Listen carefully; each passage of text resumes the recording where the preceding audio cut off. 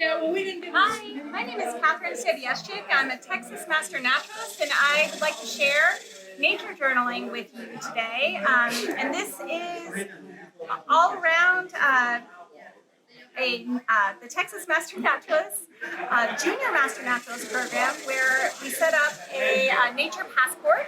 But right now, I'm sharing from the Salado outdoor classroom here at Phil Harberger Park, and we have our third Saturday series, so you can check the Park Conservancy's website for different events. But the passports are all free and downloadable. Right now, there's 6 different parks, and they're kind of a template to the nature journaling process that I built to share with a middle school student and all the way through adults. So right now, I wanted to share sort of that framework as you get ready to go out in nature and explore a park. What you could focus on for doing some nature journaling. Right here, blank sheets of paper are always a great way to start. And just thinking about when you get out to the field, my preference is just to have a small clipboard and pencil. I like these clipboards because they have a little top part to hold the pencil. But the idea would be is that you're going to always make sure that you're labeling things. And this is the science teacher in me, the teacher in me, that whatever journal booklet you decide to use, make sure you're labeling in the moment or after the fact before you forget. So once you have the date and the location, having that focal point, that I'm calling it a theme, a challenge, a mission. I know for here at Phil Harberger Park, the land bridge, the mission would be to evaluate the many benefits of the land bridge and what they offer wildlife through their components of habitat. And so making sure that as you explore and get ready to tackle that mission and that challenge, that you're looking at, well, where am I going? When is the best time to go? So at this point in the summer, we know we want to try to get our hikes in early in the morning. And how much shade there might be. But there's a trail map. You can also use a QR code to go to them for the parks that have the nature passports. And really preparing ahead of time. This is something where the technology component, if you have a cell phone and can use a QR code for iNaturalist specific to parks, is on the back of each of the passports, or just go on to iNaturalist.org and you'll see that if you're in that location, you can get a screenshot that'll show you all the different species, how many times they've been sighted and logged in. You can do a focused look at what kinds of, say, birds, if you're excited about seeing birds that day, or insects. You can do a focused search. So that's all part of what I think is the exploring part. And you're not stuck with just using technology as you're getting ready for your journaling.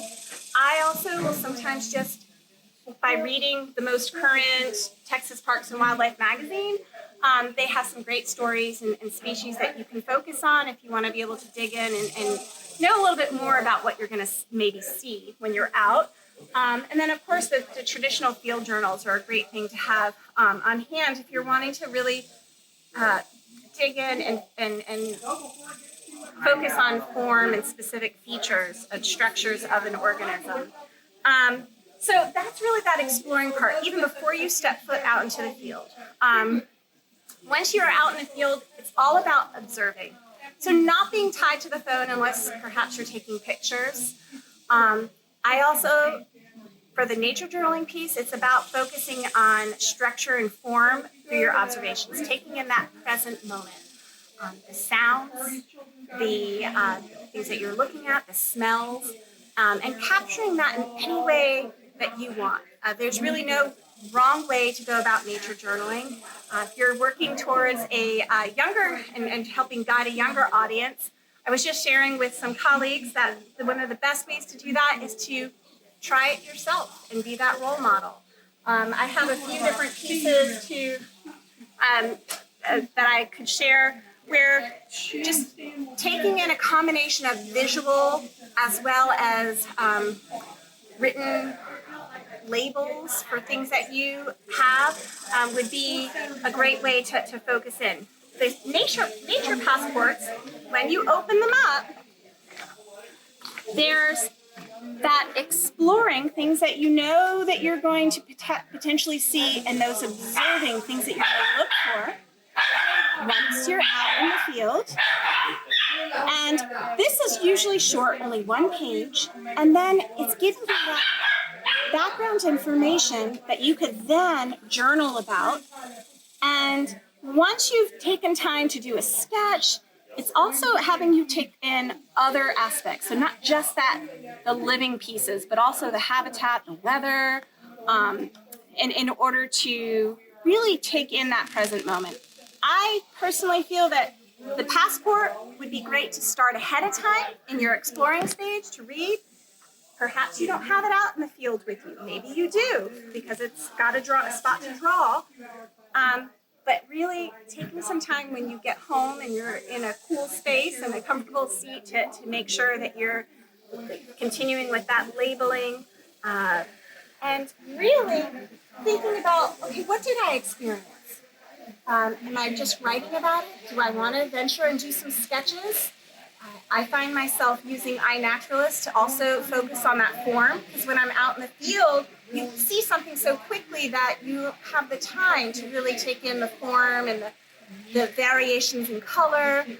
Perhaps whether you're looking at a juvenile or an adult, might be something that you'll have to explore and dig into a little bit more. And sharing those things.